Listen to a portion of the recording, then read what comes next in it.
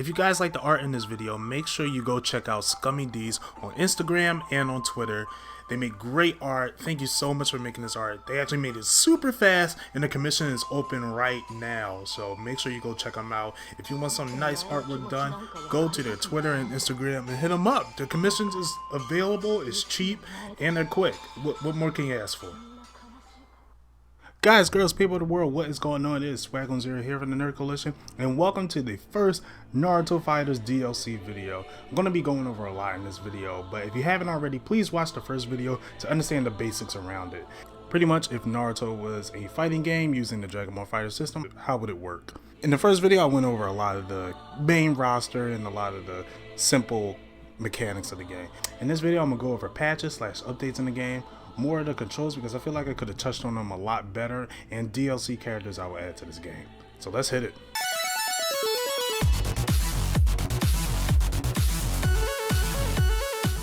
Patches. Now I saw a couple things that could be fixed in this game. Shout out to my boy Elden for helping me out with them. So the first thing I saw was Obito's blocking. Originally, I said his blocking animation will be to be able to phase through stuff.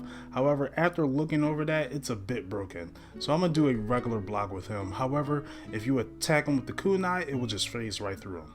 Next is the substitution bar. Now I said I would have it as 1/4 of the bar, but instead I will have it like the teleporting in Dragon Ball Fighterz where you use one full chakra bar. And that was pretty much it for the patches as of right now, but if you guys have any more ideas, let me know in the comments below and maybe I might add them. Controls. Now I feel like I didn't put enough in controls, so I'm gonna go over a lot more. Now if you tap L1 or L2, that will call for your assists. Each character's assist attack is their weakest level 1 attack. However, the attack power will not do as much damage as it would if they were the main character. If you hold L1 or L2, you can tag in each character. Or if you're doing a level 1, you could tag in the character and they will do their level 1 as well. And if you're tagging another character, you could transform that into a level 3, just like how you do in Dragon Ball Fighterz. The substitution jutsu, you would just press 2 and 4 at the same time while you're getting hit. R2, you will press to do a chakra dash. This is like the super dash, but not as fast. And I decided there will be guard breaks also. For guard breaks, you need to do a maximum of 4 full heavy combos or 3 level 1 jutsus. If you press R1, you will do a grab. Each character will have the same grab. I haven't thought of the animation yet. I'm thinking it will just be the flip that Itachi did to Sasuke, but I might go over that a little bit later. Now, DLC characters.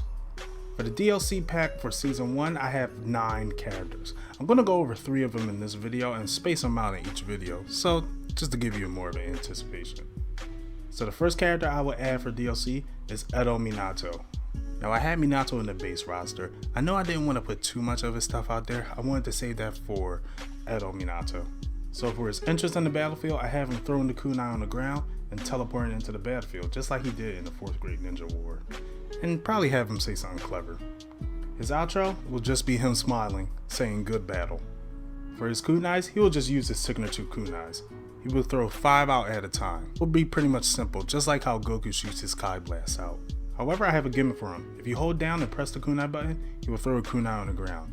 At any point in the match, he could use that to teleport to that position on the kunai using 1 chakra bar. It will be the same button as using the substitution jutsu, so he could use it while he's getting hit. However, once he teleports, that kunai will disappear and he will just have to put another one in the battlefield. For his first level 1, I'll have him do a double Rasengan, which will be a half screen attack. For a second level 1, I will have him go into Sage mode, teleport to where you are, and hit you with the Rasengan. This is a full screen attack. Honestly, since he's teleporting to you, he could end up anywhere. However, it is blockable. His level 3, he will go into Tail Beast mode, use a Shadow Clone, and do the Tail Beast Odama Rasengan.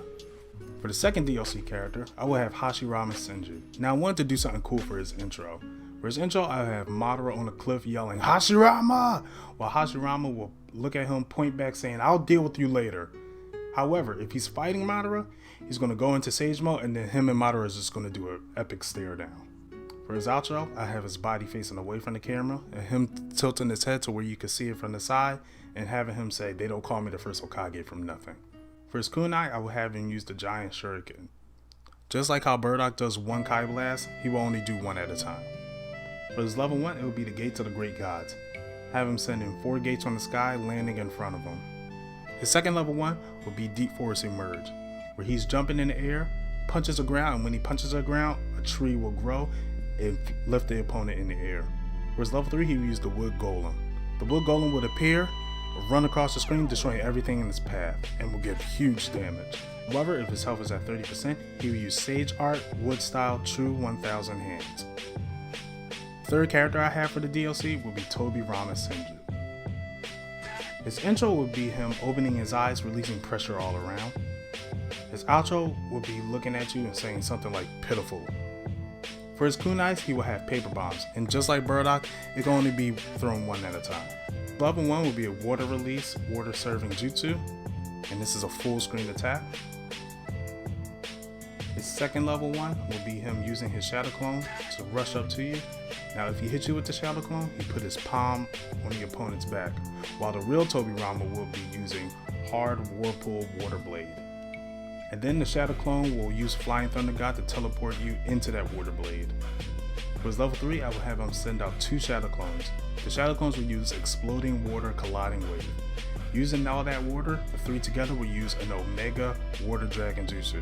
The Water Dragon will be the size of the Wood Style True 1000 Hands and attacking the opponent, pretty much drowning them.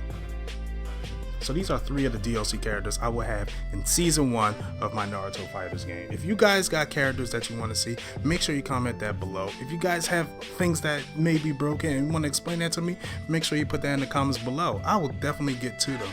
And make sure you subscribe and hit that bell so you can see when our next 3 characters for the Season 1 DLC will come out.